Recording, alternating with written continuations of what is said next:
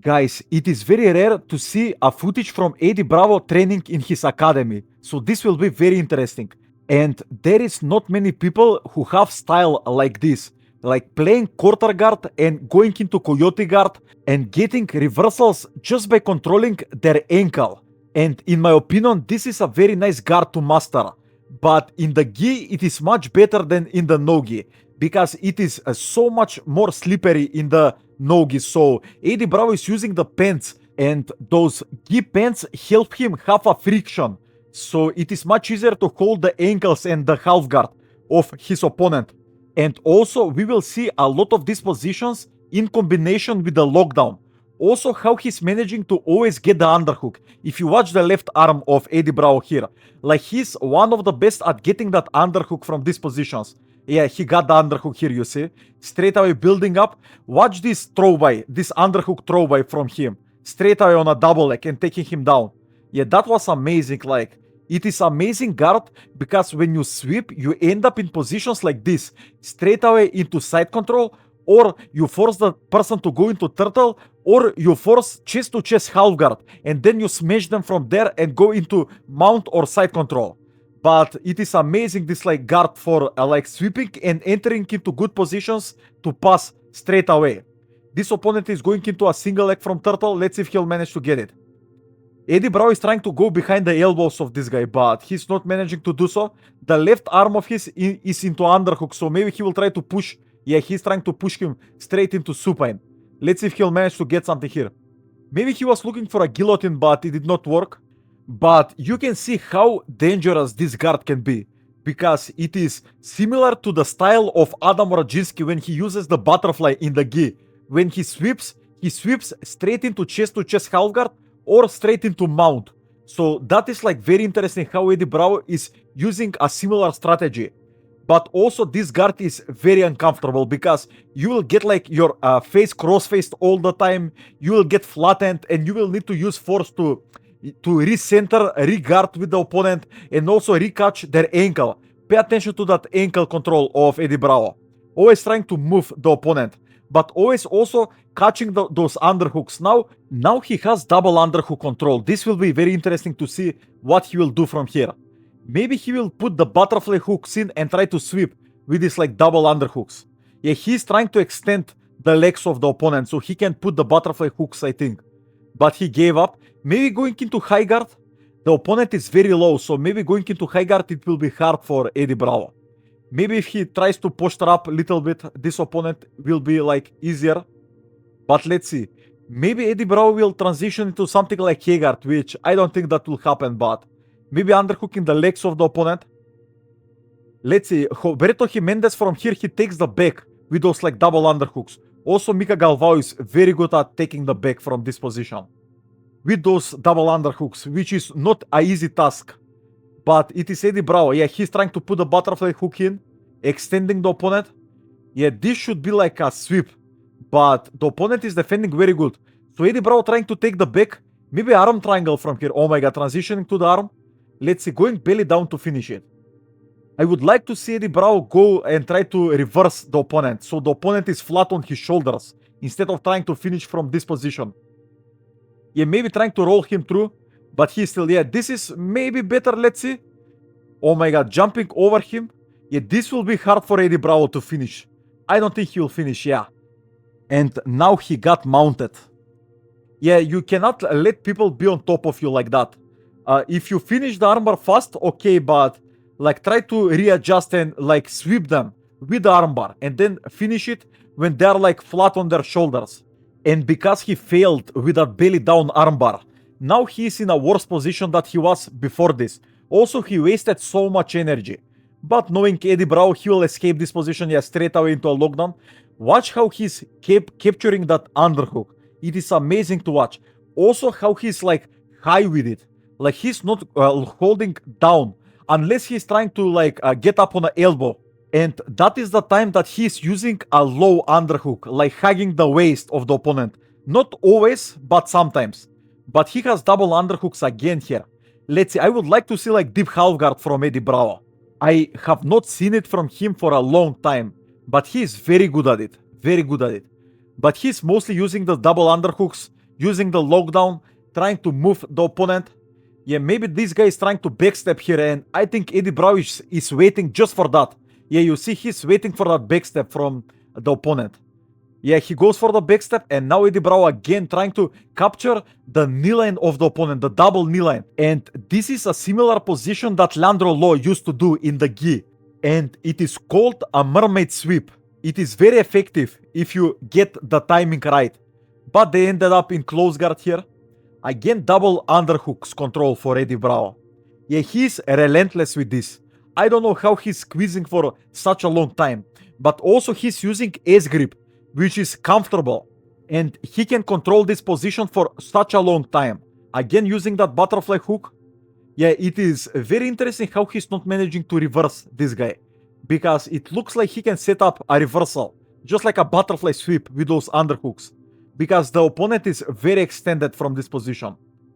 But again into close guard. And the round ended. Let's go into the second round.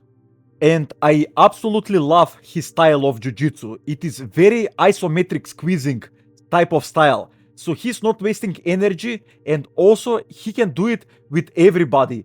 And no matter the age, you can do it like this. Does not require flexibility. And even though Eddie Bravo is very flexible, that quarter guard, that coyote guard like, and deep half guard, you really don't need that much flexibility. But if you go into something like high guard from close guard, and using a rubber guard or outside guards and trying to go into K guard and also always trying to frame and pummel with your legs, like throwing the lasso, I think for those guards you need to be flexible to some degree, but for this you don't need to. Also in the gi you can use the lapel from here, get up on a single leg or a double leg. People like Bernardo Faria and also Rodolfo Vieira, they became champions from playing this style of guard. And guys, pay attention how the opponent is using his head to block Eddie Bravo to go deeper into his position. This is amazing. Also, he's trying to get a crossface here, which I don't think this is a good position still for a crossface. But maybe if he manages to put his right knee down and also be careful so he does not get a John Wayne sweep to the left, maybe he can get a crossface here. But everybody's trying to backstep here, which is very interesting to see how Eddie Bravo is controlling this position. Yeah, I will try to back away completely from here and then try to get the underhook. Because from positions like this, like Eddie Bravo is very comfortable. But if you move him backwards, the position opens up. And also you need to recenter him with his shoulders flat instead of being on his side like this, you see. This is very important. If he's on his side, he will always win the battle for that underhook. So trying to flatten him and also not giving that lockdown is very important. Because with that lockdown, he's moving the opponents. So when he moves them, they need to post with their hand. And when they post, that is the moment where Eddie Bravo is getting that underhook, you see. So it is very important to hide that lockdown. And if he gets it, straight away try to dismantle it. Not like let him stay into that position. Even though he does not have the underhook still. But this was amazing. He swept straight into a side control.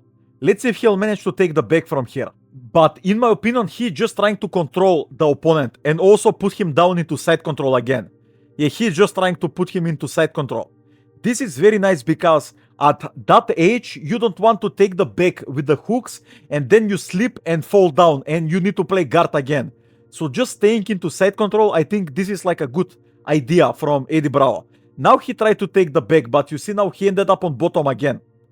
So again, just digging for that underhook, going on his side straight away, like extending the right leg of the opponent so he can get the lockdown, you see. That is also very important.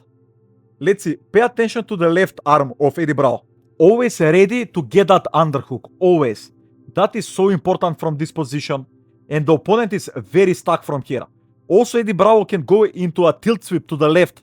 Let's see if he'll manage to reverse him completely. Because the opponent is trying to backstep from here. Which I don't think that is a safe option right now.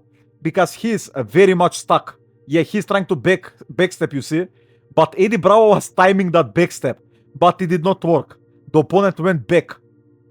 He's controlling the right arm of Eddie Bravo. Which is good for control, but you are just wasting time here. And now he has the underhook.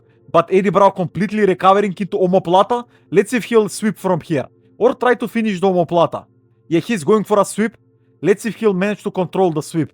Yeah, it is very important to not just let go of the knees and the hips of your opponent after you sweep from that omoplata, because people at tournaments, they will straight away just completely explode and try not to give you the points. So when you sweep, straight away try to control them, their hips and their knee line. The control of the knee line is very important.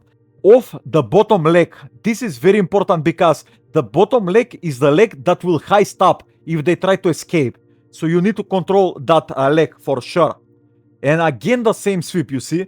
Just amazing work from Eddie Bravo. He's ending up with a body lock straight away into side control.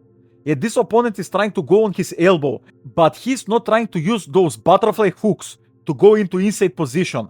Yeah, he's just like staying here. If this was Marcelo, he will completely try to move Eddie Bravo backwards and forwards and then try to put the butterfly hooks in.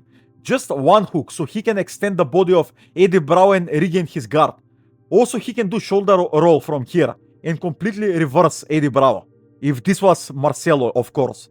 Not this guy, but yeah, this guy is very good also, so maybe he can do something here. Eddie Bravo is very sticky from this position. Oh my god, trying to put the bottom hook first. That was unexpected, but he lost the position here. Let's see if this guy will try to take top position again. Eddie Bravo is just controlling that body lock, maybe using butterfly hook so he can push the opponent and stand up again. Let's see, he needs to be careful here from a Kimura. But yeah, he's just like trying to regain his guard, I think now, because he lost that position completely. Yeah, he's just trying to regain his quarter guard and underhook. He has one underhook, so let's see if he'll manage to get double underhooks here. And maybe just overwrapping the hand of the opponent, the left hand. Let's see. Yeah, just like this. Let's see. He can use this to butterfly sweep to his right. Yeah, amazing. Straight away knee slicing to side control. Amazing. And he has that body lock control. That like over-under body lock control. But that was amazing. Going on the other side now. Again controlling the hips of the opponent. Yeah, he has amazing control. The amount of squeeze that he has is amazing. Yeah, he looks very strong, especially for his age. And also he's using this guard for like so many years. So the squeeze of his, it must be crazy. But let's see what he will manage to do from this position. And in my opinion, he's either going for top berimbolo or trying to set up the lockdown from here.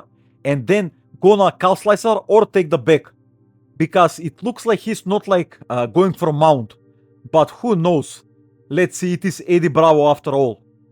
Maybe he can go into north-south and try to take the top arm of the opponent. Yeah, I think he's trying to set up this calf slicer from here. Yeah, going into a lockdown. And oh my god, he's going for a twister here. Let's see if he'll manage to bring the right arm of the opponent under his head. Yeah, he's controlling the wrist of his, 2-on-1 on that wrist, which is very important. But let's see if he'll manage to completely get the twister here. It doesn't look like it. Like the position looks good, but the opponent is defending very well. Also, he's putting his shoulders flat on the mat. So that is making it harder for Eddie Bravo to get this position. But let's see. It is Eddie Bravo after all. Yeah, I think he will just try to take the back from here because it does not look that twister will be like a successful submission here. And pay attention to the left arm of the opponent. How he's self-framing the left leg of Eddie Bravo. That was very interesting, but it did not work. Yeah, Eddie Bravo is losing this twister now. Yeah, I think he will just try to take the back. But this opponent is doing a very nice job defending these positions. I would like to see him use his right leg so he can recover completely, like push the legs of Eddie Bravo and unentangle himself, because right now he's just surviving, but the time is about to end. Hey guys, most people study Jiu-Jitsu through instructionals that look clean, but they don't show what actually works under pressure. Here we learn from matches, where technique is proven when everything's on the line. That's how you cut through the noise and see what truly works when it matters. On my Patreon, you'll find free breakdowns from the newest matches I can't post on YouTube, full studies, and complete guides, all built to help you improve faster and train smarter. You can start free right now. The link's in the description and pinned comment. And if you're new, subscribe and hit the bell so you never miss the next study.